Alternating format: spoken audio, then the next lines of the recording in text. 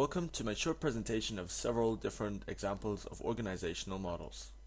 This will hopefully be rather straightforward, and I hope you agree with my analysis. So the first image shows us the classic representation of the levels of hierarchy in the form of a pyramid or triangle shape. In this case, the decision-making power sits at the top of the hierarchy, and they also possess the most responsibility and authority.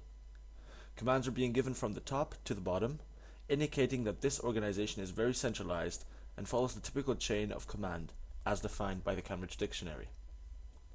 The next slide shows a rather horizontal organization, where the power is decentralized and members of staff tend to have a bit more power when it comes to controlling business matters. Horizontal organizations often show elements of delayering, meaning that decision-making is spread out more with the employees of the business.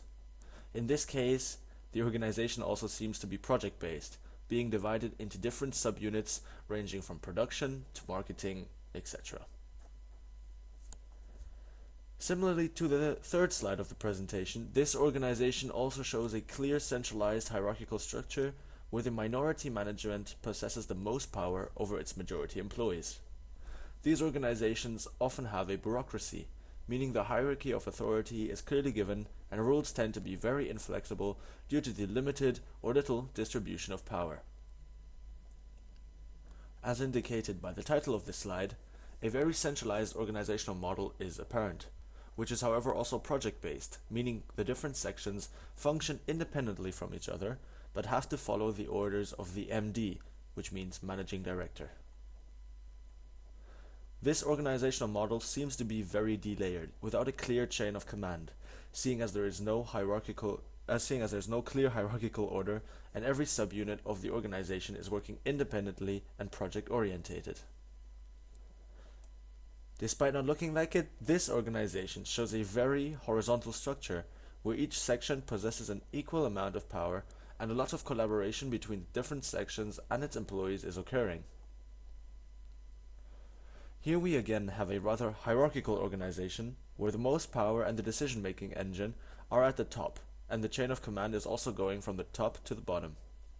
This organization is special, however, as it has two delegations, a American and a European one, meaning that authority has been granted from the delegator, or the president, to the two delegatees, the vice presidents in Europe and the US.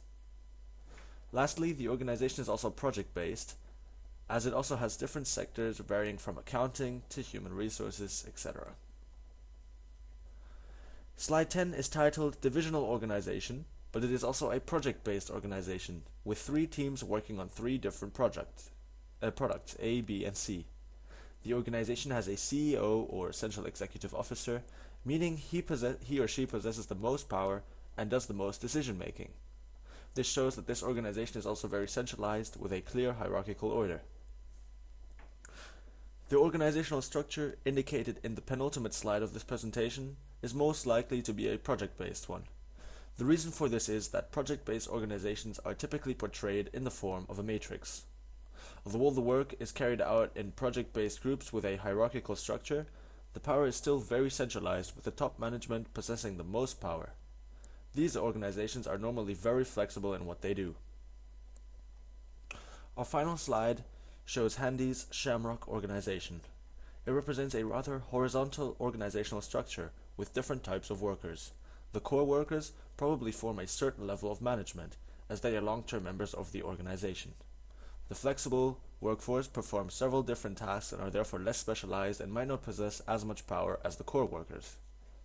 Lastly, the contractual fringe are most likely highly specialized, temporary employees of the company who only work at the organization for a fixed amount of time, and therefore don't contribute to the decision-making of the organization as a whole.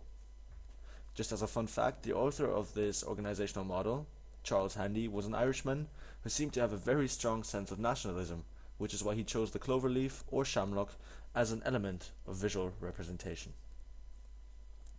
Thank you for listening to this short presentation. Maybe you learned something new. If there's anything special you noticed, please let me know so I can improve for the future. Thank you for listening.